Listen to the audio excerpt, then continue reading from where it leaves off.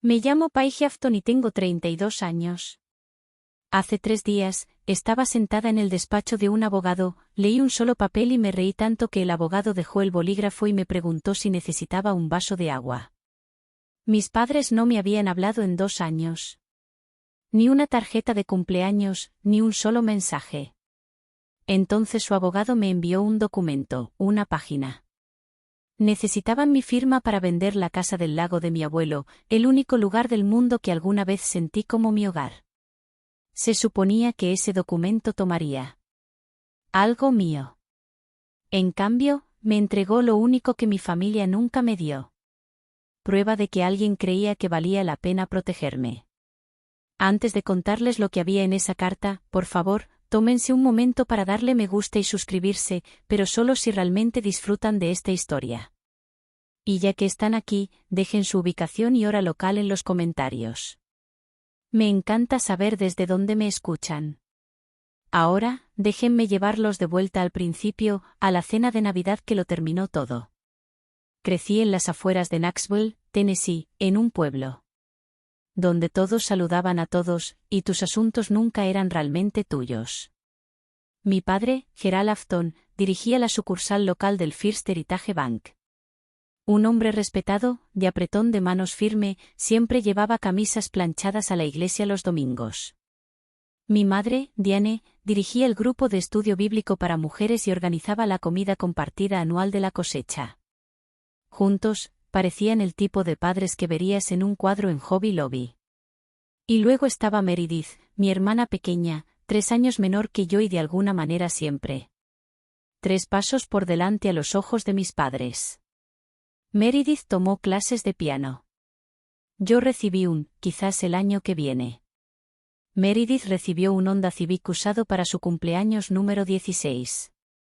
Y yo recibí un pase de autobús y la sugerencia de preguntar por ahí sobre trabajos de medio tiempo. Meredith tenía la habitación más grande porque necesitaba espacio para practicar.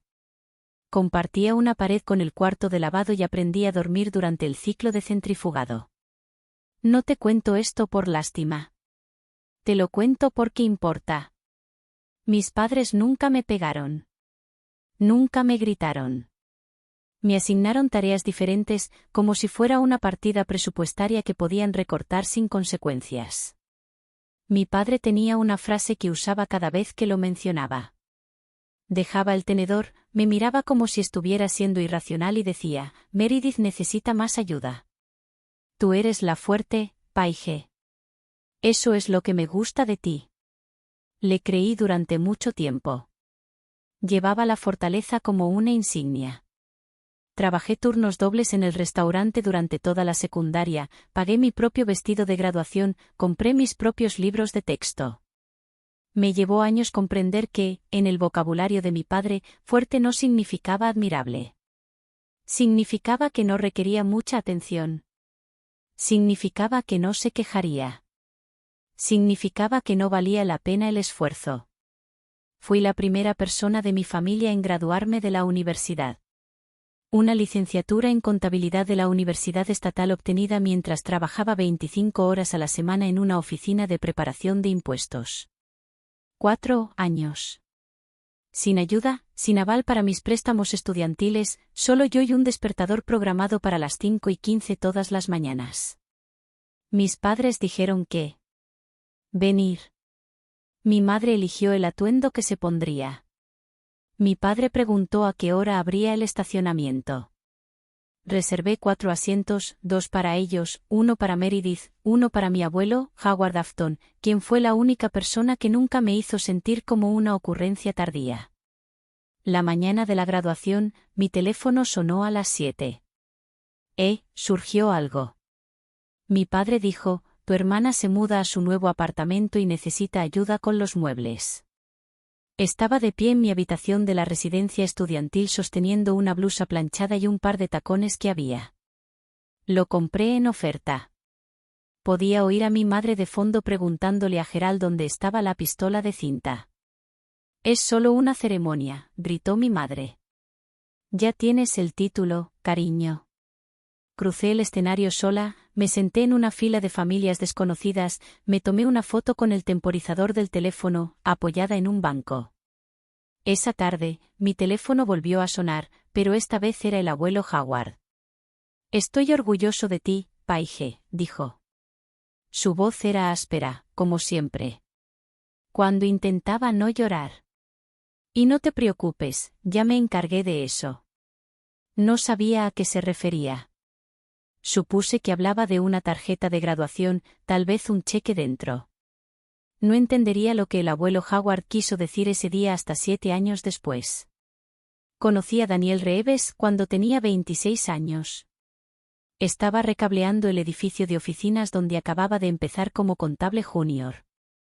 Lo oí antes de verlo cantar en voz baja mientras seguía el trazado de un conducto detrás de las baldosas del techo. Algo de Johnny Cash. Desafinado, pero entregado. Daniel era electricista, con licencia y seguro, y dirigía su propio negocio unipersonal desde una furgoneta de segunda mano con su nombre estampado en el lateral. Trabajaba 14 horas al día. Tenía las manos callosas y las botas desgastadas, y en nuestra tercera cita me trajo flores silvestres de una gasolinera porque dijo que la floristería estaba cerrada y no quería llegar con las manos vacías. Nos casamos cuando yo tenía 28 años. Una ceremonia pequeña, en las escaleras del juzgado. El abuelo Howard había fallecido 3 años antes. Y aún sentía el vacío que dejaba cada vez que pasaba algo bueno, y no podía llamarlo. Mis padres vinieron a la boda brevemente.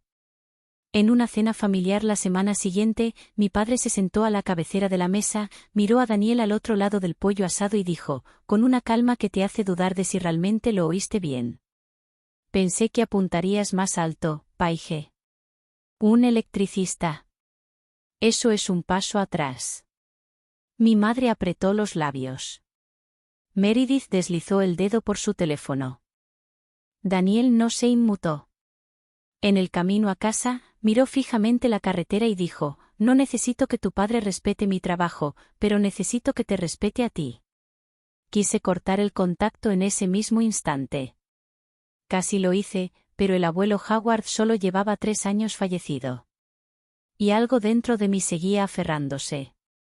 Una obstinada creencia de que él querría que siguiera intentándolo, que siguiera apareciendo, que siguiera siendo la fuerte. Así que me quedé un poco más. Ocurrió en Navidad. 15 personas se apiñaron en la sala de estar de mis padres. Tías, tíos, primos, de esos grupos donde siempre hay alguien rellenando el té helado y nadie se da cuenta cuando cambia la música. Meredith me apartó en la cocina. Necesitaba $5,000. Era la tercera vez que me los pedía. Los 2 primeros préstamos, palabra suya, no mía, seguían sin pagarse. Dijo que eran para el inventario de una boutique que iba a abrir. Le dije que no, educadamente, con claridad. Volvió al salón con los ojos llorosos y el labio tembloroso. Mi padre se levantó de su sillón reclinable como si le hubieran dado un tirón. ¿Qué clase de hermana? ¿Se niega a ayudar a su propia familia? Lo dijo lo suficientemente alto como para que todos lo oyeran. La tía Linda se quedó paralizada a mitad de servir el ponche. Mi prima Rachel me miró con los ojos muy abiertos. «Has cambiado, Paige», dijo Gerald. «Y no para bien». Entonces mi madre se inclinó hacia mi tía Carol. Con aire de complicidad, dijo lo suficientemente alto. «Ha sido así desde que se casó con ese hombre. Sinceramente creo que necesita hablar con un profesional». La sala quedó en silencio. 15 personas. Ni una sola. Abrieron la boca. La tía Linda miró al suelo. El tío Ray tosió y cogió una galleta. Rachel me miró como si quisiera hablar, pero no supiera cómo. Me quedé de pie en el centro de la habitación y sentí algo que no había sentido desde el día de la graduación. Invisible, rodeada de gente y completamente sola. Me puse el abrigo y besé al bebé de mi prima Rachel en la frente. Daniel ya estaba en la puerta, con las llaves en la mano y la mandíbula tensa, y salí de esa casa por última vez. El silencio es algo extraño. Uno pensaría. Se sentiría pacífico. 2 años sin las llamadas telefónicas, los reproches, los campos minados navideños. 2 años sin oír a mi madre suspirar dramáticamente o a mi padre explicar por qué Meredith necesitaba más. Pero el silencio no está vacío. Está lleno de las cosas con las que otras personas lo llenan. A las pocas semanas de esa Navidad, mis padres tenían una historia y se la contaron a todo el mundo. Gerald llamó a los parientes. Diane acorraló a los amigos en la iglesia. La narrativa era clara y sencilla. Paige está mentalmente inestable. Daniel la está aislando de la familia. Necesita ayuda profesional. Mi prima Rachel me llamó en enero. Tu madre me dijo que estás yendo a terapia. Y dijo que tuviste una especie de episodio en Navidad. ¿Estás bien? Nunca le había dicho a nadie que estaba yendo a terapia porque no era cierto. Mi madre se lo inventó de la nada y se lo contó a la gente que confiaba en ella. La cosa empeoró. Gerald llamó a mi antiguo jefe, un hombre para el que había trabajado durante la universidad, para ver cómo estaba. En un pueblo tan pequeño, una llamada así no es motivo de preocupación. Es una granada con una mecha educada. Rachel me dijo después que mi padre me describió a sus familiares como posiblemente un peligro para ella misma. Esas fueron sus palabras. Utilizó el lenguaje de la salud mental como arma contra su propia hija porque ella se negó a entregar $5,000 y quedarse callada mientras su madre la llamaba defectuosa delante de la familia. Una a una, las llamadas cesaron. Tías de las que solía tener noticias en Pascua, primos que me enviaban mensajes de cumpleaños. Entonces el círculo se apretó alrededor de Gerald y Diane como un cordón, y yo estaba al margen. Para la primavera, la única persona de mi vida anterior que todavía me llamaba era Rachel. Daniel y yo nos mudamos a un pueblo a 45 minutos al este, lo suficientemente cerca como para volver en coche si alguna vez quería. Lo suficientemente lejos como para no tener que ver a mi padre en la ferretería los sábados. Me ascendieron a contable senior en una empresa que no conocía a mi familia y no preguntó. El negocio de Daniel creció. Contrató a un segundo electricista, luego a un tercero. Compramos una casa pequeña con porche y patio trasero y la ventana de la cocina que captaba la luz de la mañana. Era una vida tranquila, una buena vida. Pero cada Navidad, me sorprendía mirando el teléfono, revisando contactos antiguos, deteniéndome en nombres que no podía borrar. Nadie me llamó, ni una sola vez. Daniel nunca me presionó. Se sentaba conmigo en el sofá, con algún juego en silencio, y simplemente estaba ahí. Una noche le pregunté, ¿crees que cometí un error? No dudó. Sabrás cuando estás listo. ¿Y si ese día? Nunca llega, y eso también está bien. Una vez pasé en coche por la casa del lago, la casa del abuelo Howard en Cedar Mill Road. El muelle empezaba a inclinarse. La pintura de las contraventanas se había vuelto gris. Disminuí la velocidad, pero no me detuve. Me dolía demasiado. Todo en esa casa era él. El olor a cedro, el sonido de la puerta mosquitera, la forma en que siempre me tenía preparado un batido de chocolate los viernes cuando me recogía del colegio. Seguí conduciendo. Pasaron 2 años así. Días ordinarios apilados uno tras otro. De la otra. Me estaba recuperando lentamente, de forma desigual, pero me estaba recuperando. Entonces, un martes de marzo, llegó un sobre, pero tenía la dirección de remitente de un bufete de abogados que nunca antes había visto, y estaba dirigido específicamente a Paige Afton. Ese sobre estuvo en la encimera de mi cocina durante 2 días antes de que lo abriera. 2 años de silencio y luego una carta de un abogado. Si alguna vez has cortado el contacto con alguien de tu familia y luego has recibido esa llamada o carta inesperada, conoces la sensación. Ese escalofrío en el estómago. Si esta historia te toca de cerca, suscríbete y cuéntame en los comentarios. ¿Alguna vez has recibido una carta que lo cambió todo? La abrí en la mesa de la cocina un jueves por la mañana, mientras Daniel ya estaba fuera trabajando. El café aún estaba caliente. La casa estaba en silencio. La carta era del señor Brennan, abogado de la ciudad de mis padres. Tenía membrete profesional, letra clara, una sola página, y decía que Gerald Afton estaba iniciando la venta de una propiedad residencial en 14 Cedar Mill. Camino, la casa del lago del abuelo Howard, y que como posible heredero de la herencia de Howard Afton, me pedían que firmara una escritura de reclamación rápida renunciando a cualquier derecho sobre la propiedad. Había una línea para la firma al final, un plazo de 30 días y un número de teléfono de la oficina de Brennan. Lo leí 3 veces. 2 años, ni una tarjeta de cumpleaños, ni un ¿cómo estás?, ni siquiera un correo electrónico en cadena reenviado, y la primera vez que mi familia se comunica conmigo, es a través de un bufete de abogados pidiéndome que entregue lo último que el abuelo Howard. Me conmovió. Dejé la carta y miré al otro lado de la cocina, al pequeño estante de madera que Daniel había construido sobre la estufa. Allí estaba la caja de aparejos de pesca del abuelo Howard. De madera de cedro, con bisagras de latón y sus iniciales grabadas en la tapa. Como si me la hubiera dejado en su testamento. Todavía olía a agua de lago y aceite de linaza. Dentro de la caja, pegado al fondo, había un sobresellado que había guardado durante 7 años. Lo encontré cuando estaba recogiendo sus cosas después del funeral. Papel amarillento. Sellado con cinta adhesiva y con su letra en el anverso. Para Paige, cuando lo necesites. Nunca lo había abierto. Pensé que era una carta de despedida, algo sentimental, algo que me haría llorar. Esa noche, por primera vez en 7 años, abrí el sobre del abuelo Howard. Mis manos se mantuvieron firmes hasta que rompí el sello. Dentro había 2 cosas. La primera era un documento legal, papel grueso sellado y notariado. El encabezado decía: escritura de fideicomiso revocable, fideicomiso familiar Howard R. Afton debajo en letra clara. La propiedad ubicada en 14 Cedar Mill Road, comúnmente conocida como la Casa del Lago, estaba bajo un fideicomiso irrevocable cuyo fideicomisario era el señor Callewaw, abogado personal del abuelo Howard.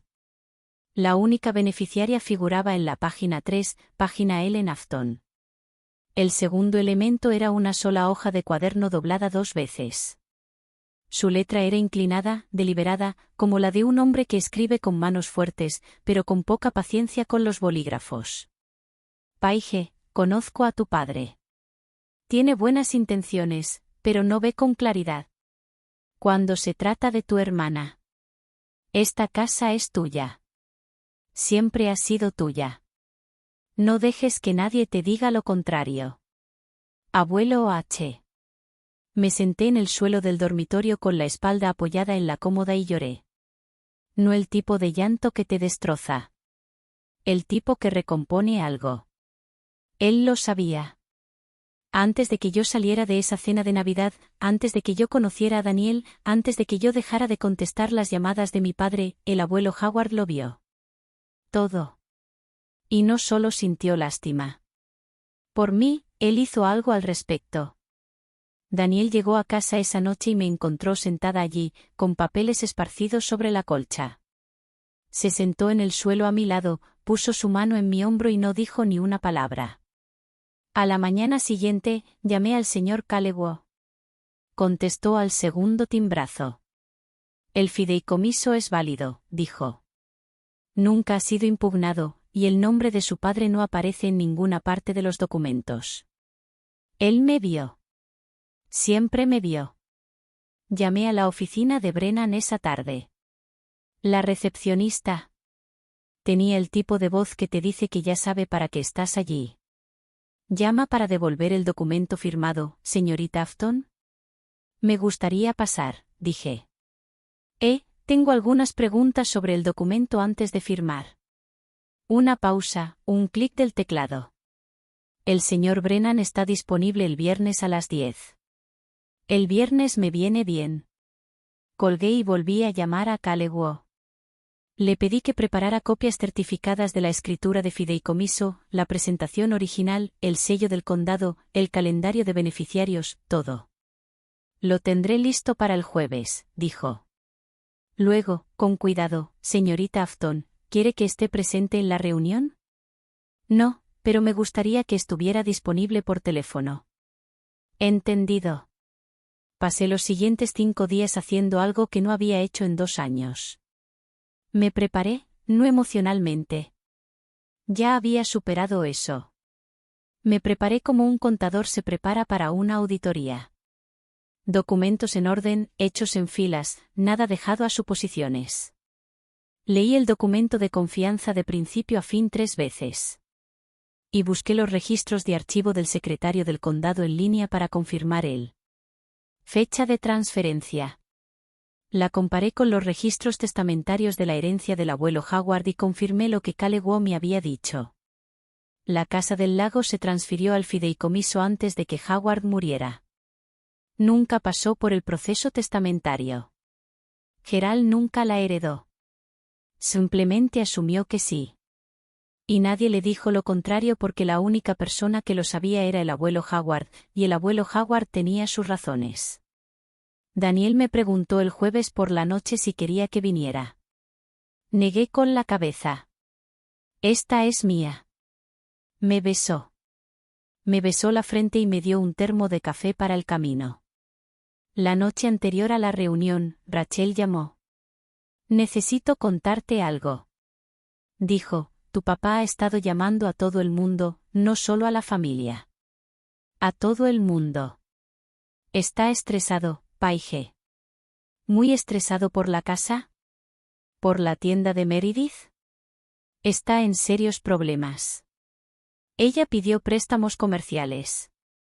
Tu papá los avaló todos. Me senté en el porche y dejé que la noticia se asimilara. Los grillos cantaban fuerte. Daniel estaba adentro lavando los platos. Rachel siguió hablando. 8. Hace meses, tu papá refinanció la hipoteca de la casa, su casa en Birwood, y puso el dinero en la boutique. Tu mamá lo firmó. Ahora la boutique está en quiebra, los préstamos vencen y tu papá le debe al banco su garantía personal. Creo que son alrededor de $180,000. $180,000. Mi padre, el banquero, el responsable, el hombre que me dijo que Daniel era un retroceso, había apostado su jubilación y su casa en la tienda de ropa de Meredith. Encontró un comprador para la casa del lago, dijo Rachel. $320,000. Lo suficiente para cubrir la garantía y mantener la boutique funcionando otros 6 meses. Y lo único que se interpone entre él y esa venta es mi firma. Paige, les dijo a todos que firmarías. Dijo, Paige no necesita esa casa de todos modos. Miré fijamente la oscura línea de árboles más allá de nuestro patio trasero. El mismo cielo se extendía sobre Cedar Mill Road. Gracias por decírmelo, Rachel. ¿Qué vas a hacer? Voy a esa reunión. Llegó el viernes. Puse la caja de pesca del abuelo Howard en el asiento del pasajero, una que aún olía a cedro y agua de lago. Guardé la carpeta con los documentos fiduciarios en mi bolso. Luego conduje 45 minutos de regreso al pueblo que había dejado atrás. El viaje fue automático. No necesité GPS. Mis manos conocían los giros antes de que mi cerebro registrara las señales de tráfico. Luego pasé por la gasolinera Shell donde el abuelo Howard solía comprarme batidos de chocolate todos los viernes. Pasé por la escuela secundaria donde una vez gané un concurso de ortografía y nadie de mi familia estaba entre el público porque Meredith tenía un baile recital esa misma noche. Pasé la intersección de Oak y Third, donde la camioneta del abuelo Howard solía estar parada, esperándome con la ventanilla bajada y la radio encendida. El pueblo no había cambiado. Las mismas fachadas de ladrillo en Main Street. El mismo mural descolorido en el lateral de la ferretería, el mismo campanario de la iglesia asomando entre los árboles como un dedo que apunta hacia arriba con convicción. Disminuí la velocidad en el semáforo de ELM, miré la carpeta en el asiento del pasajero. Copias certificadas, sellos del condado, escritura de fideicomiso, tarjeta de presentación de Callaway. Pensé en la última vez que le pregunté a mi padre sobre la herencia del abuelo Howard. Fue en la recepción del funeral, 3 días después de que bajaran el ataúd. Tenía 25 años, los ojos rojos, sosteniendo un plato de comida que no podía comer. ¿Dejó testamento el abuelo?, pregunté. Gerald apenas levantó la vista de su conversación. No tenía mucho. La casa del lago me corresponde como pariente más cercano. Así es como funciona. Lo dijo como decía casi todo, como un hombre tan acostumbrado a tener razón que dejaría de revisar. Nunca contrató a un abogado, nunca buscó en los registros del condado, nunca consideró la posibilidad de que su propio padre hubiera hecho un plan diferente. El semáforo se puso en verde. Pisé el acelerador. No iba a volver a pelear. Iba a volver a terminar lo que el abuelo Howard había empezado. La oficina de Brennan estaba en el segundo piso de un edificio de ladrillo rojo en Main Street, encima de una clínica dental. En la escalera olía a alfombra vieja y a café que había estado en un calentador desde el amanecer. La recepcionista, una mujer de unos 50 años con gafas de lectura colgadas de una cadena, me miró de arriba abajo cuando le dije mi nombre. Tome asiento, señorita Afton. El señor Brennan la atenderá en breve. Había algo en su tono, no exactamente grosero, más bien como una compasión ensayada, el tipo de voz que usa la gente cuando ya ha escuchado una versión de tu historia y ha decidido quién es el villano. Me senté en una silla de vinilo junto a un helecho que estaba perdiendo las ganas de vivir. Abrí mi bolso, revisé la carpeta una vez más. Escritura de fideicomiso, copia certificada. El recibo de la oficina del condado, la tarjeta de Calewo con su número directo rodeado con bolígrafo, la carta manuscrita del abuelo Howard sellada en una funda transparente, todo estaba en orden. Cerré la carpeta y apoyé las manos sobre ella. Pero mi corazón estaba tranquilo, mi respiración era uniforme. Había pasado 2 años siendo llamada inestable por gente que no podía mantener una boutique abierta durante 18 meses. Podía manejar una sala de conferencias. El reloj del pasillo marcó las 9:58. Un teléfono sonó en algún lugar detrás del mostrador de recepción. Oí que se abría una puerta. La señora Afton. La voz de Brennan era pulida. Canas de unos 50 y tantos años en las sienes. El tipo de hombre que dice, arreglemos esto, y espera que suceda. Se hizo a un lado e hizo un gesto hacia la sala de conferencias. Me puse de pie, me colgué la bolsa al hombro y crucé la puerta. Y allí, sentado al otro extremo de la mesa, con una camisa planchada y las manos cruzadas delante de él, estaba mi padre. Gerald levantó la vista cuando entré. La misma mandíbula, la misma postura, la misma forma de dominar la habitación como si ya. Lo midió y lo encontró aceptable. Hola, una página. Su voz era tranquila, suave, uniforme. El registro de padre preocupado tenía el tono justo para sonar cariñoso, justo para recordarte quién manda. Me detuve 2 pasos dentro de la puerta y miré a Brennan. Me dijeron que esta era una reunión entre mi oficina y yo. Brennan se ajustó la corbata. El señor Afton pidió estar presente. Pensé que podría facilitar las cosas. ¿Facilitar? Repetí la palabra como si sostuvieras una prenda de la talla equivocada. Estudió. Lo volví a colocar en el estante. Me senté frente a mi padre, dejé mi bolso en la silla a mi lado, puse mi carpeta sobre la mesa, pero no la abrí. Gerald se inclinó hacia adelante, apoyando los codos en la caoba, y sonrió. Siéntate, cariño. Terminemos esto rápido. Sé que estás ocupada. Lo estoy. Mira, dijo, inclinando la cabeza de una manera que pretendía ser conciliadora. Sé que las cosas han sido difíciles, pero esto no se trata de nosotros. Se trata de la casa. ¿Tu abuelo quería esto? Usó el nombre del abuelo Howard. Se sentó frente a mí en una sala de conferencias de abogados, la primera vez que estábamos en el mismo lugar en 2 años, y usó el nombre de la única persona que alguna vez me apoyó para intentar sacarme de mi zona de confort. Mis dedos descansaban en el borde de mi carpeta. Fue entonces cuando supe que esto nunca iba a terminar a menos que yo lo terminara. No con ira, no con una escena, sino con la verdad. Sentado en una carpeta manila sobre una mesa de conferencias, esperando a ser leído, Gerald se enderezó. Se sentó en su silla y activó el modo de venta. La misma cadencia que usaba en el banco cuando explicaba los términos del préstamo a la gente que no leía la letra pequeña. La casa ha estado vacía durante años, dijo. Nadie la usa. Sí, tengo un comprador listo para cerrar por 320. El negocio de tu hermana necesita un préstamo puente, y esto resuelve el problema de inmediato. Brennan deslizó un documento sobre la mesa. Lo miré. Escritura de renuncia en negrita en la parte superior. Una línea de firma en la parte inferior con mi nombre escrito. Debajo de él. Lo tomé y lo leí lentamente. Cada palabra, cada cláusula.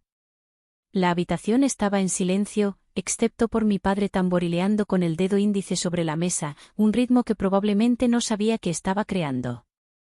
Dejé el documento. ¿No me has preguntado cómo estoy? Gerald parpadeó. ¿Qué?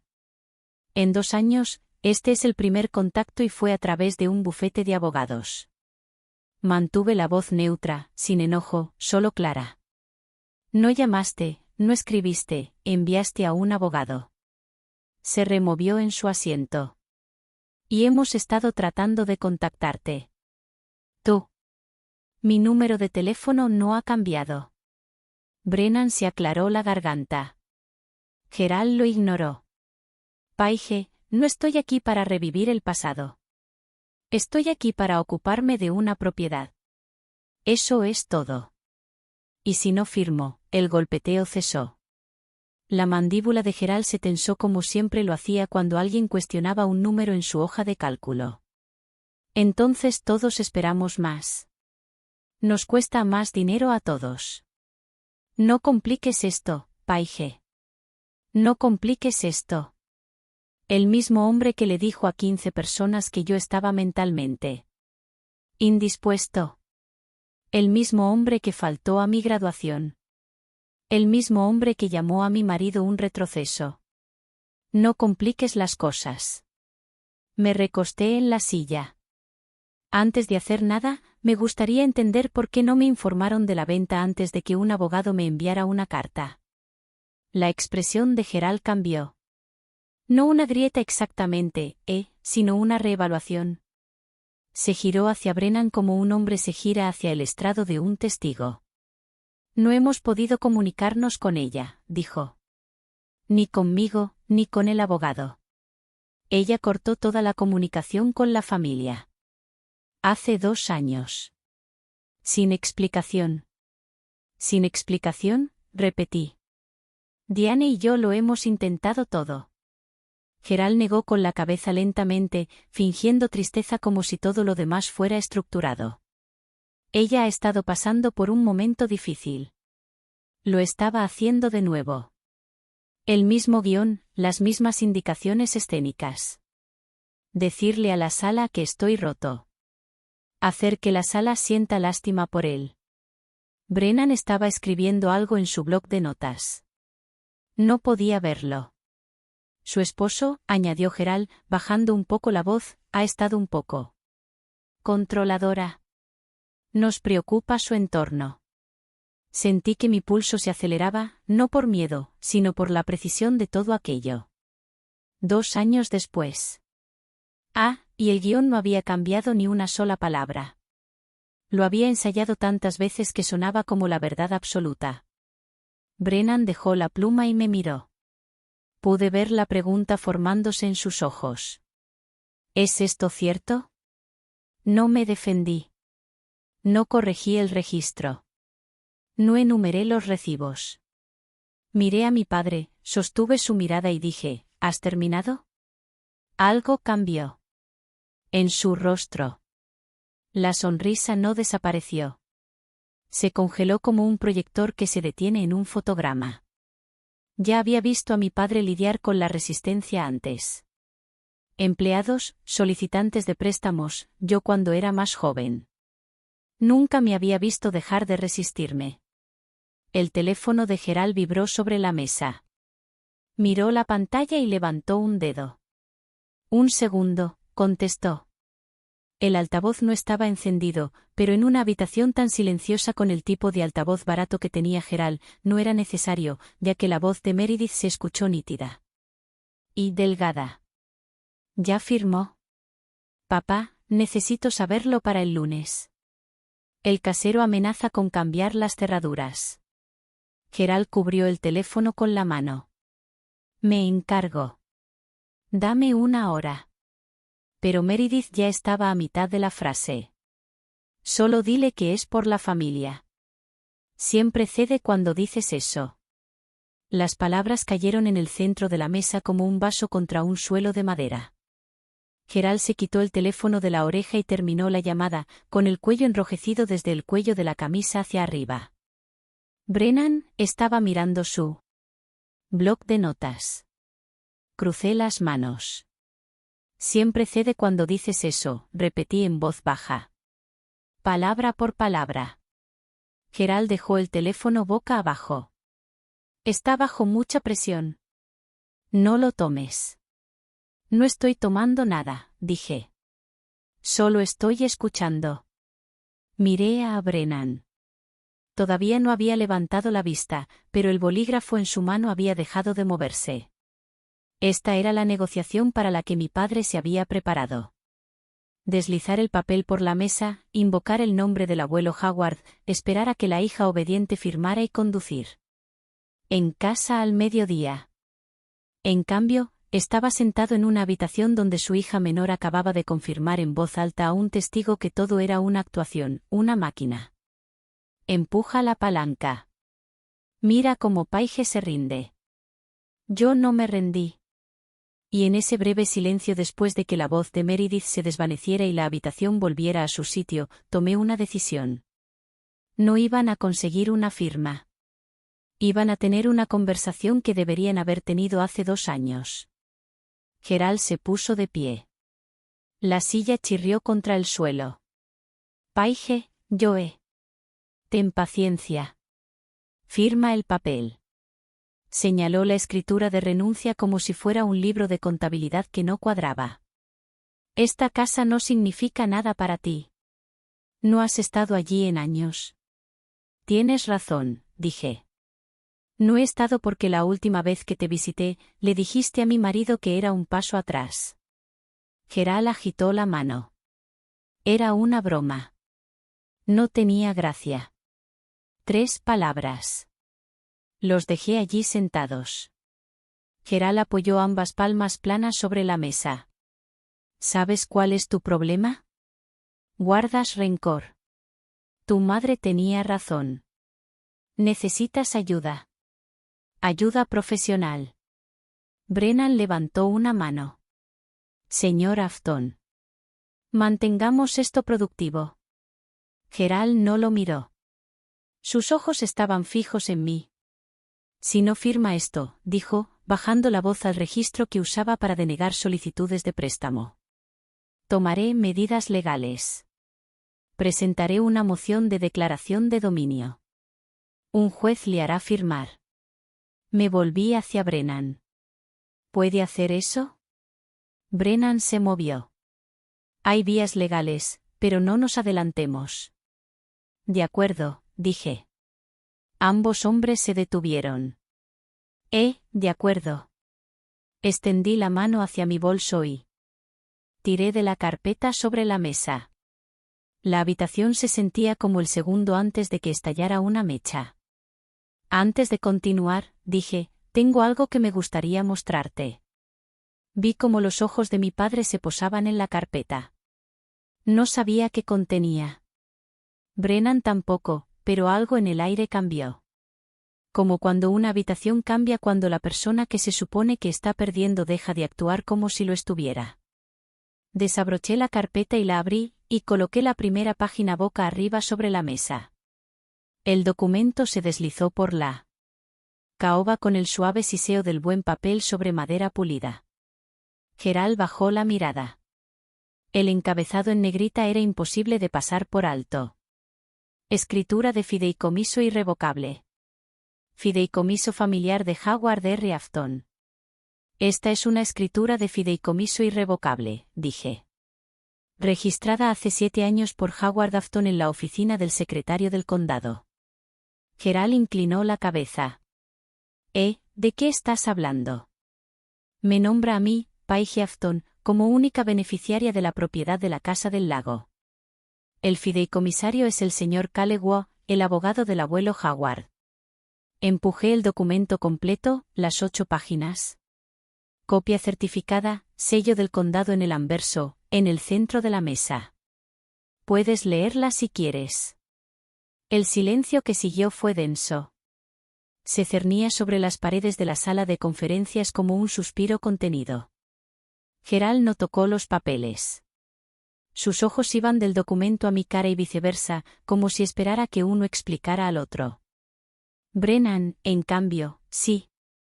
Brennan tomó la escritura de fideicomiso de inmediato. Abrió la primera página. La leyó. Abrió la segunda. La leyó también. Luego se quitó las gafas, se presionó el puente de la nariz y dejó el documento con mucho cuidado, como si fuera a explotar. Y miró a Gerald. He estado en suficientes reuniones, revisiones trimestrales, auditorías fiscales, llamadas de cumplimiento como para reconocer el momento exacto en que un profesional se da cuenta de que el terreno bajo el que se encuentra la conversación ha cambiado. La expresión de Brennan no cambió drásticamente. No jadeó. No maldijo. Simplemente miró a mi padre como un cirujano mira una radiografía cuando. La ruptura fue peor de lo esperado. Y Gerald, aún de pie, aún apoyado en la mesa con ambas manos, finalmente dejó de hablar. La expresión en el rostro de ese abogado, jamás la olvidaré. Pasé 2 años preguntándome si estaba loco por haberme marchado. 2 años escuchando de segunda mano que mis propios padres decían que yo estaba destrozado. Y entonces me senté en una habitación y vi la verdad plasmarse en blanco y negro sobre una mesa. Si alguna vez has dudado de ti, Dahlia, me gusta. Esto es para ti. Brennan.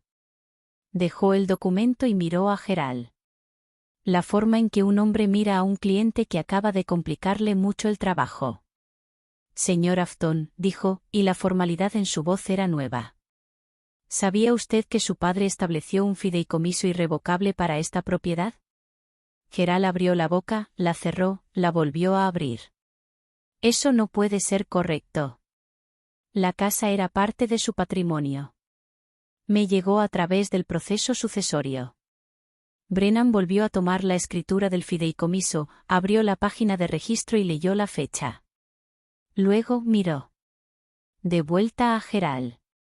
Según este documento, la propiedad se transfirió al fideicomiso 3 años antes del fallecimiento de tu padre. Pero si esto es cierto, y el sello de registro del condado lo sugiere, la Casa del Lago no habría pasado por el proceso sucesorio. Habría quedado excluida por completo de la herencia. Gerald se quedó mirando fijamente. Eso es imposible. La oficina del secretario del condado tendría el original archivado, continuó Brennan, hablando ahora con la calma deliberada de un hombre que mide cada palabra en busca de posibles responsabilidades. Recomendaría verificarlo, pero esta copia parece estar debidamente ejecutada y notariada. Gerald se volvió hacia mí. Su rostro se había puesto del color del yeso viejo. ¿De dónde sacaste esto? Del abuelo Howard. Él nunca. La voz de Gerald se quebró. Él no me traicionaría así. Sostuve su mirada. Él no te traicionó. Protegió a su nieta. Hice una pausa. Hay una diferencia. La sala de conferencias era el lugar más silencioso de Tennessee.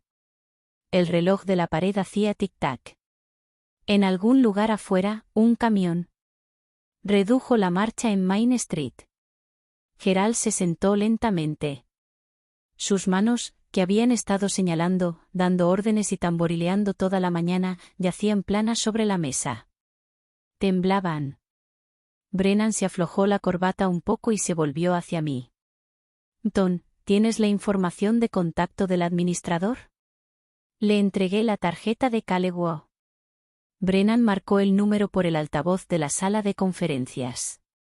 Sonó 2 veces.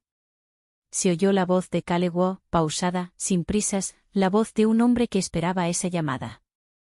Durante 7 años. Brennan se identificó y formuló la pregunta directamente. Señor Calewo, ¿puede confirmar la existencia y validez de un fideicomiso irrevocable establecido por Howard Afton con respecto a la propiedad en 14 Cedar Mill Road? Puedo. Lo redacté yo mismo y el fideicomiso fue ejecutado y registrado en el condado hace 7 años. Howard Afton lo financió con la propiedad de la Casa del Lago durante su vida.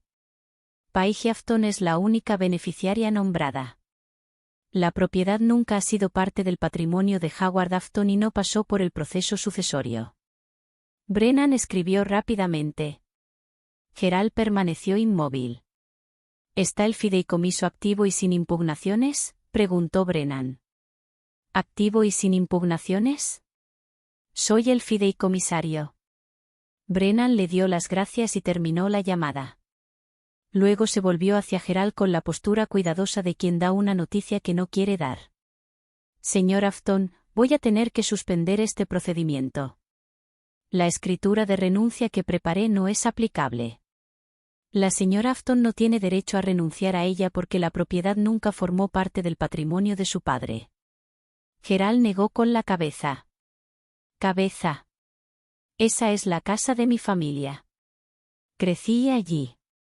Lo entiendo, pero legalmente, desde hace 7 años, pertenece al fideicomiso, y la única beneficiaria es su hija. Brennan hizo una pausa, su voz bajó un poco. Señor Afton, también debo mencionar que si le ha declarado al comprador que usted tiene el título claro de esta propiedad, eso podría crear un problema legal aparte. Gerald se apartó de la mesa. Las patas de la silla se tambalearon contra el suelo. Usted planeó esto. Su voz era tensa, tensa entre acusación y algo más cercano al miedo. Has estado sentado en esto durante 7 años, esperando. No planeé nada. Mi voz no se elevó. Ni siquiera abrí ese sobre hasta que tu abogado me envió una carta. Tú me trajiste aquí, papá. La palabra golpeó la habitación de forma extraña. Papá. No lo había llamado así en 2 años, y cayó más pesado de lo que esperaba para ambos. Mientras Gerald presionaba las palmas de sus manos contra sus ojos. Cuando las apartó, vi algo para lo que no estaba preparado. Parecía viejo, no solo. Cansada, debilitada, como si alguien hubiera tirado de un hilo y todo se estuviera deshaciendo. Paige, no lo entiendes, dijo. Su voz se quebró. Si no puedo vender esa casa, tu hermana, el negocio, yo avalé todo. Tu madre y yo refinanciamos la casa. Podríamos perderla. Nuestra casa. Escuché la desesperación. Lo hice. Y una parte de mí, la parte que pasó 18 años tratando de ganarse su atención, quería extender la mano por encima de la mesa. Pero me quedé donde estaba. Avalé el préstamo comercial de Meredith, dije. Refinanciaste tu hipoteca para su tienda. Lo arriesgaste todo por ella. Y en todo ese tiempo, ni una sola vez, me llamaste para preguntar cómo estaba. Gerald abrió la boca, pero no le salió ninguna palabra. ¿Y ahora quieres que renuncie a lo único que me dejó el abuelo Howard para que pueda solucionar un problema que yo no contribuí a crear? Él habría querido que fuéramos una familia. Habría querido que fueras un padre para tus 2 hijas. La sala contuvo la respiración. Brennan recogió su bloc de notas y se puso de pie. Tenía la postura de un hombre que intenta salir de una habitación sin tropezar con nada. Creo que lo mejor es levantar la sesión, dijo. Señor Afton, le recomiendo que consulte con un abogado especializado en litigios fiduciarios para conocer sus opciones. Señorita Afton, puede retirarse. Me puse de pie, recogí los documentos del fideicomiso y los volví a colocar en mi carpeta. La escritura de renuncia seguía en el centro de la mesa, sin firmar, como un cheque sin fondos. Gerald no se movió y se sentó con las manos apoyadas en la mesa, mirando fijamente la veta de la madera como si la respuesta pudiera estar en algún lugar de la caoba. Paige, me detuve en la puerta. Por favor, una palabra, despojada de postura, despojada de estrategia, solo un hombre en una sala de conferencias que se había quedado sin opciones. Lo miré y por un segundo, solo un segundo, vi la versión de él de antes. El hombre que me enseñó a andar en bicicleta en Cedar Mill Road, que me dejó dirigir el barco aunque siempre me iba demasiado a la izquierda. Quien una vez, cuando tenía 7 años, me llevó. Me hizo caminar un cuarto de milla bajo la lluvia porque había perdido mi zapato en el barro y no quería que caminara descalza. Ese hombre existía. Simplemente quedó enterrado en algún lugar bajo las hojas de cálculo, el favoritismo y el miedo a que Meredith fracasara. Ya sabes mi número, dije. No ha cambiado. Crucé el vestíbulo, pasé junto a la recepcionista, bajé por la escalera que olía a alfombra vieja y salí por la puerta principal. Me senté en mi coche durante 5 minutos, con el motor apagado y las manos en el volante. No me sentí victoriosa. Me sentía cansada. El tipo de cansancio que 2 años de silencio no solucionan. Pero la reunión no fue el final. Gerald no condujo a casa. Condujo hasta la casa del lago y trajo a Diane y a Meredith con él. Rachel me llamó esa noche. Su voz tenía el tono cuidadoso de alguien que intenta no alarmarte mientras da noticias alarmantes. Tu padre condujo hasta la casa del lago después de la reunión. Tu madre y Meredith están con él. Están dentro. Yo estaba de pie junto a la encimera de la cocina, todavía con la blusa que me había puesto para la oficina de Brennan. Daniel levantó la vista de la estufa. No pueden venderla, dije. No pueden transferirla. Legalmente, no hay nada que puedan hacer. Lo sé, pero tu padre le dijo a tu madre que es la casa familiar y ningún papel cambia eso. Dejé el teléfono en la encimera y me quedé mirando al techo. Daniel apagó el hornillo. ¿Qué quieres hacer? Calewo. Calewo contestó al primer timbrazo esta vez. Le expliqué la situación. Escuchó sin interrumpir, algo que empezaba a apreciar profundamente. No pueden hacerle nada a la propiedad, dijo. No pueden venderla, alquilarla ni hipotecarla. Si se niegan a irse, les enviaré una carta de requerimiento formal. Si aún así se niegan, presentaremos una demanda por allanamiento de morada. Cerré los ojos. No quiero que arresten a mi padre en la casa del lago. Entonces esperemos que tome una decisión más inteligente. Le di las gracias y colgué. Daniel me observaba desde el otro lado de la cocina con la expresión que pone cuando ya ha descifrado el diagrama de cableado, pero está esperando a que le preguntes. ¿Qué lo dibujara? Se irán, dijo. ¿Crees que tu padre es banquero? En algún momento, las matemáticas vencerán al orgullo. Quería creerle. Quería creer que Gerald Afton, un hombre que una vez se negó a admitir que había cocinado demasiado un bistec durante 45 minutos, entraría en razón. No lo hizo. No de inmediato. El sábado por la mañana, Rachel me envió una captura de pantalla. Meredith había publicado una foto en Facebook, el porche de la casa del lago, Diane sosteniendo una taza de café, Gerald de pie detrás de ella con los brazos cruzados. Mirando hacia el agua. Leyenda, tiempo en familia en la casa del abuelo junto al lago. Hay cosas por las que vale la pena luchar. Me quedé mirando la foto un buen rato. Ahora, Meredith estaba sentada en la silla del abuelo Howard. La Adirondack verde que él mismo construyó el verano en que cumplí 10 años. Yo había lijado los reposabrazos. Me dejó darle la primera capa de pintura, dijo que tenía mejor pulso que él.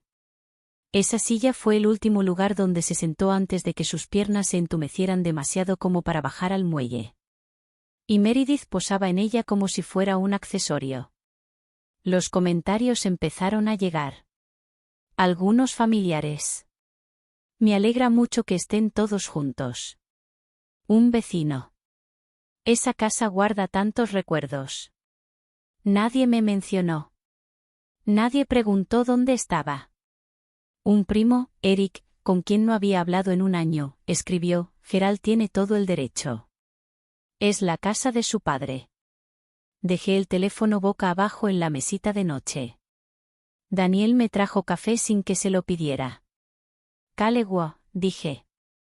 Para el domingo por la tarde, una carta certificada estaba en camino. Ted Callegua también envió una copia por correo electrónico para mayor inmediatez. La carta decía: actualmente usted está ocupando una propiedad que se encuentra en fideicomiso irrevocable. Esto constituye un uso no autorizado de la propiedad fiduciaria. Por la presente, se le solicita que desocupe las instalaciones dentro de 72 horas. Gerald ya no estaba lidiando con una hija. Estaba lidiando con una entidad legal, un registro del condado y un fideicomisario al que no le importaban las cenas de Navidad. Meredith borró la publicación de Facebook el domingo por la noche. El reloj de 72 horas comenzó a correr. El lunes por la mañana, quedaban 41 horas en el reloj. Mi teléfono sonó a las 6:47 de la mañana. El tipo de llamada temprana que significa que alguien necesita fianza o cree que la urgencia es un arma. Era Diane. Casi no contesté, pero lo hice. Porque incluso después de todo, hay un músculo en tu pecho que se contrae cuando tu madre llama. Así que 2 años de silencio no lo atrofian por completo. Paige, su voz era áspera.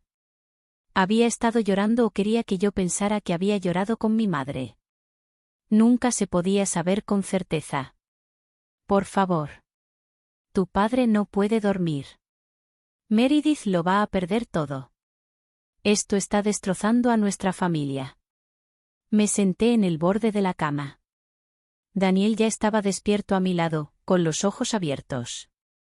Silencio. Esto no empezó con un documento de fideicomiso.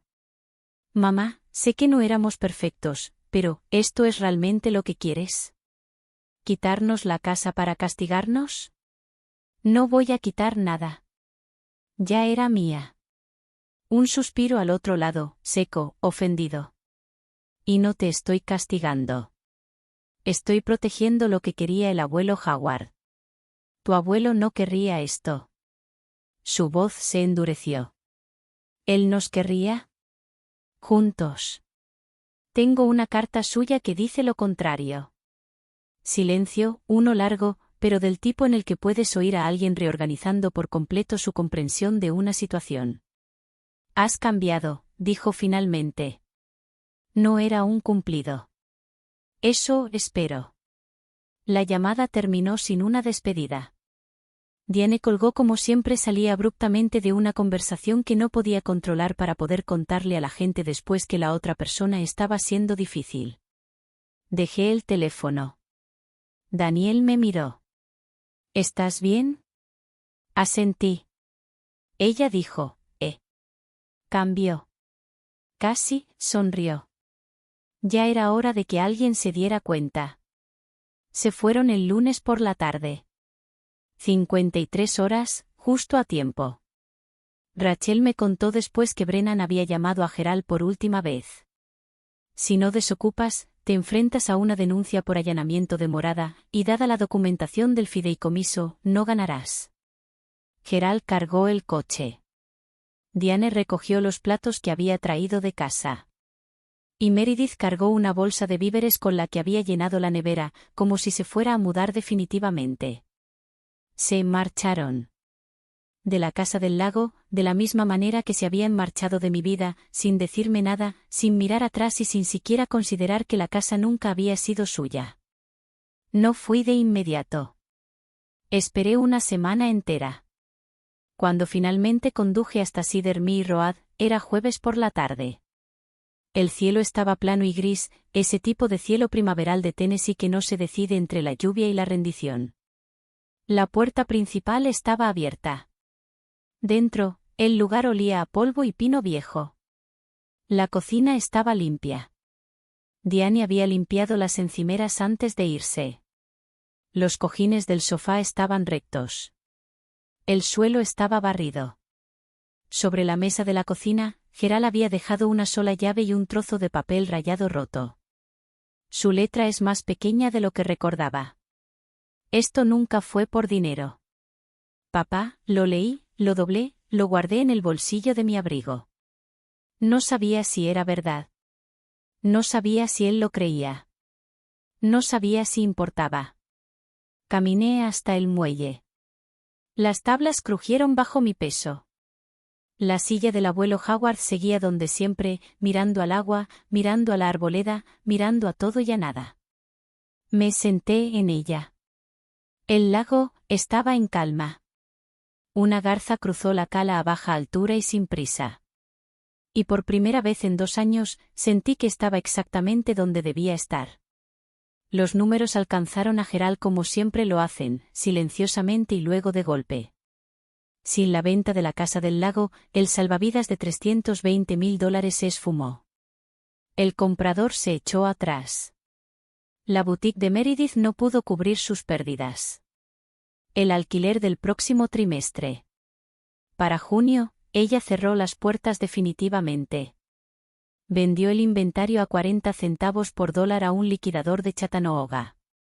La garantía personal de Gerald venció.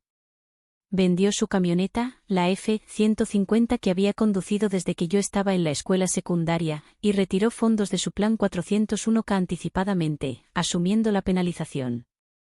Entre las dos cosas, reunió unos 140,000, suficiente para saldar la garantía, pero no para reparar el daño.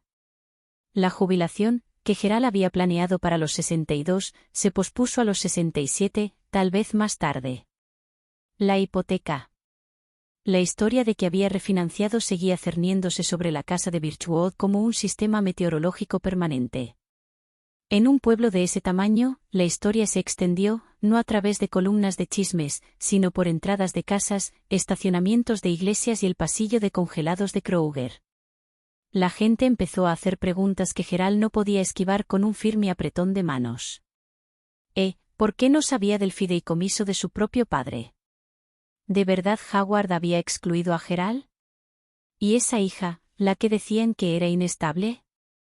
Ella tenía los papeles todo el tiempo.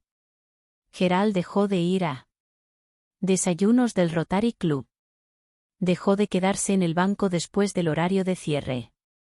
Entraba y salía por la puerta lateral y almorzaba en su escritorio. Rachel me contó todo esto a retazos. No para regodearse ni porque yo se lo pidiera. Me lo contó porque pensó que merecía saber cómo terminaba la historia de la que me habían excluido. Escuché. No celebré. No llamé a Gerald para decirle, te lo dije. No hay satisfacción en ver a tu padre encogerse. Solo está la verdad y el silencio que la sigue. Meredith consiguió un trabajo como subgerente en una tienda de muebles en el pueblo vecino. No era un mal trabajo, un trabajo honesto, con horario fijo. Pero una gran caída desde ser dueña de una boutique, el título que había bordado en sus tarjetas de presentación y mencionado en cada conversación durante 2 años. No lo publicó en Facebook. Diane se alejó de todo. Dejó de asistir al grupo de estudio bíblico para mujeres que había dirigido durante una década. Dejó de organizar la comida compartida de la cosecha. Dejó de ir a la iglesia los domingos. Brunch en el Millstone Café donde ella había sido la anfitriona todos los fines de semana desde que tengo memoria. Rachel me dijo por qué. La gente no deja de preguntar por ti. ¿Cómo está Paige? ¿Has sabido algo de Paige? Tu madre ya no sabe qué decir. La narrativa que había construido, la pobre Diane, abandonada por su hija inestable, sufriendo en silencio, se había resquebrajado. Los documentos del fideicomiso eran de dominio público. La cronología no mentía.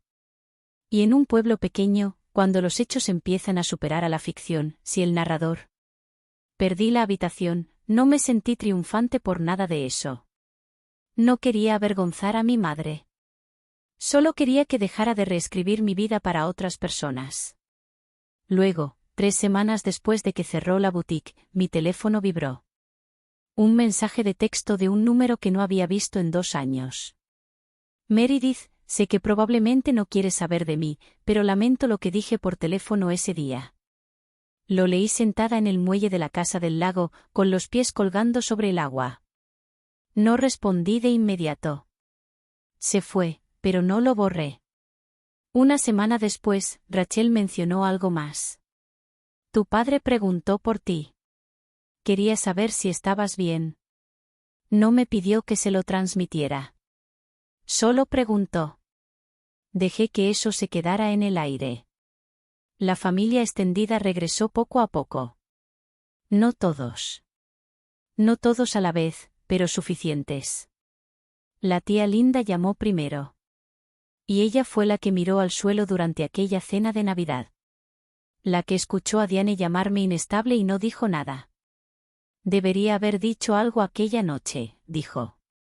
Su voz tenía el peso de alguien que cargaba con una frase que no podía soltar.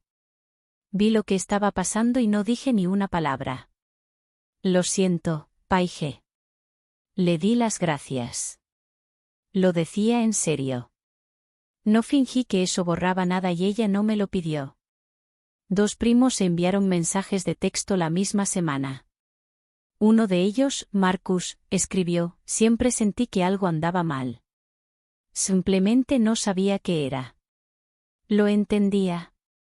Vivía dentro de eso y no pude ponerle nombre durante años. ¿Cómo podía esperar que la gente de afuera lo entendiera? ¿Verlo con claridad? No todos lo entendieron. El tío Ray seguía creyendo la versión de Gerald. El primo Eric, el que había comentado en la publicación de Meredith en Facebook, nunca se puso en contacto con él. Algunos familiares se quedaron callados por completo. No hostiles, simplemente ausentes. Así se comporta la gente cuando una historia se vuelve demasiado complicada para encajar en una sola versión. No busqué a nadie. No publiqué una refutación. No envié un correo electrónico a toda la familia con recibos, fechas y un asunto que dijera, para que conste. Simplemente seguí viviendo. Contador senior, la que use los fines de semana, Daniel recableando las luces del porche. Café en el muelle por las mañanas. Quienes necesitaban saber la verdad la encontraron. Quienes no la querían se quedaron cómodos en la versión que ya tenían. Hice las paces con ambas.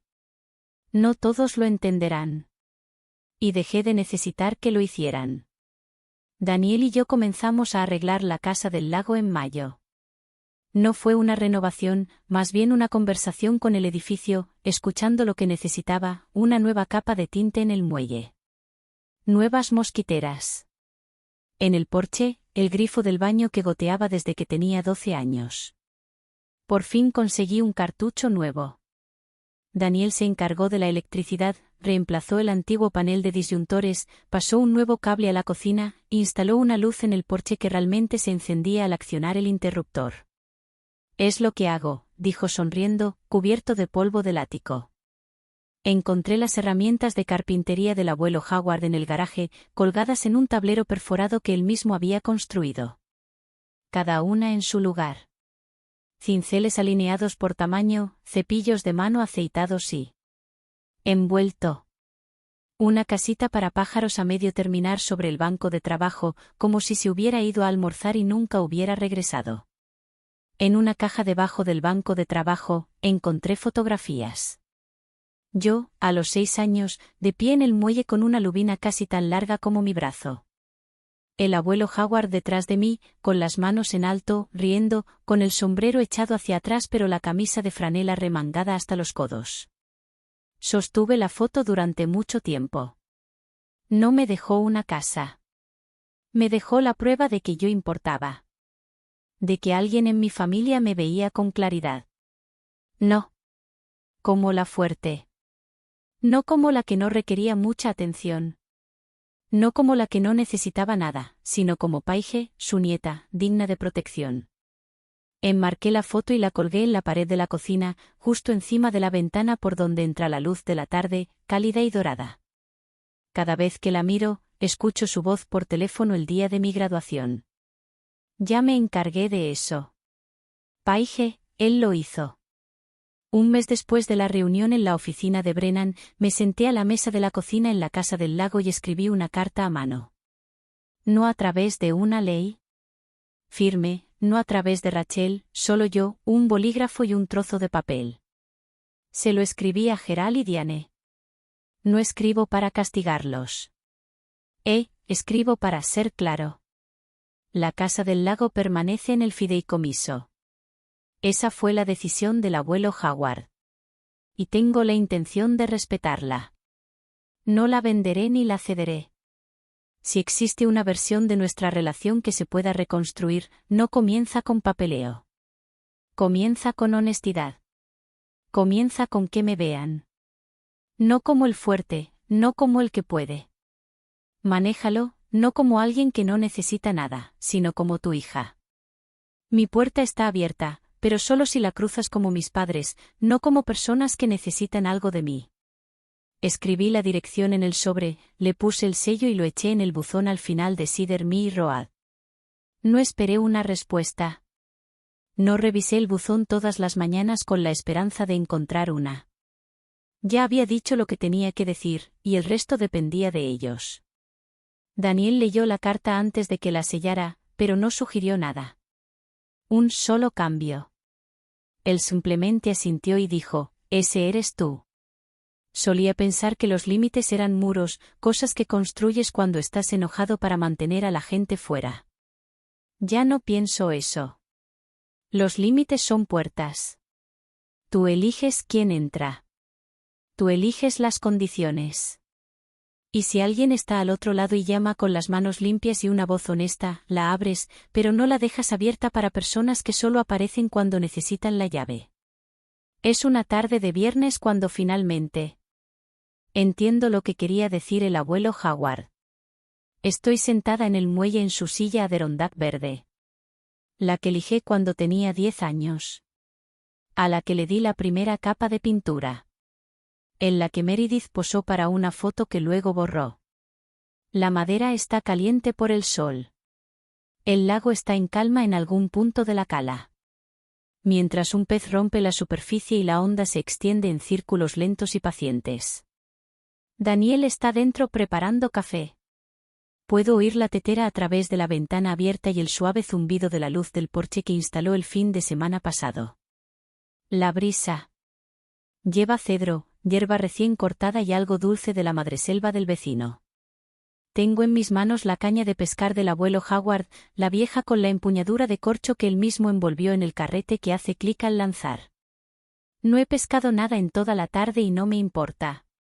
A veces hablo con él, no en voz alta, solo en mi cabeza.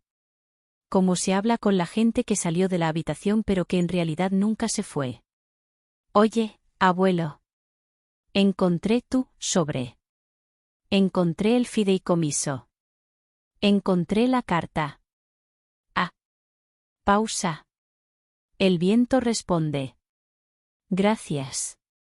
Miro mis manos. Están ásperas ahora. De lijar, de pintar, de vivir. No son las manos de alguien que fue tratada con delicadeza. Son las manos de alguien que construyó lo que tiene tabla a tabla. Me llamo Paige Afton.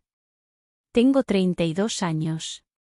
Hace 2 años, el abogado de mis padres me envió un documento. Ese documento no me dio nada que no tuviera ya. Solo me recordó que alguien ya había decidido que valía la pena protegerme, y eso era suficiente. Sí. Llegué hasta aquí, gracias. Lo digo, en serio. Esta historia no trata de venganza. Trata de saber que mereces ser visto incluso cuando las personas más cercanas a ti se niegan a mirarte. Así que, aquí está mi pregunta, si pudieras escribirle una carta a alguien que te subestimó, ¿qué dirías? Déjala en los comentarios. Leo todos y cada uno. Y si quieres más historias como esta, he dejado algunas en la descripción que creo que te encantarán. Suscríbete para no perdértelas. Nos vemos en la próxima.